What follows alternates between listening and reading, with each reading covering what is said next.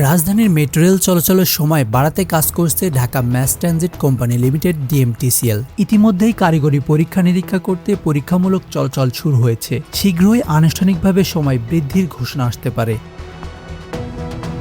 জানা গেছে চলতি মে মাসের শেষ দিকে বা পবিত্র ঈদ উল আজহার পর বাড়তি সময়ে চলবে মেট্রো রেল। এই সময়ে দুই ট্রেনের মাঝখানের ব্যবধান আধা মিনিট কমবে, অর্থাৎ 4.5 মিনিট পর পর মেট্রো চলবে। ডিএমটিসিএল সূত্র জানা যায়, মতিঝিল থেকে উত্তরাগামী দিনের সর্বশেষ মেট্রো রেল রাত 11:30 পর্যন্ত চলবে। এখন সর্বশেষ মেট্রো রেল রাত 10:10 ছেড়ে যায়। অন্যদিকে উত্তরা থেকে মতিঝিলগামী দিনের সর্বশেষ মেট্রো রেল রাত 10:10 ছাড়ার পরিকল্পনা রয়েছে। এখন ছাড়ে রাত 9:30টায়। বর্তমানে প্রতিদিন সকাল 6:30টায় উত্তরা থেকে মতিঝিলগামী দিনের প্রথম মেট্রো রেল ছাড়ে, আর মতিঝিল থেকে উত্তরাগামী দিনের প্রথম মেট্রো রেল ছাড়ে সকাল 7:15টায়। তবে সকালে মেট্রো রেল চলাচলের সময় বাড়ানোর বিষয়ে আপাতত কোনো পরিকল্পনা নেই।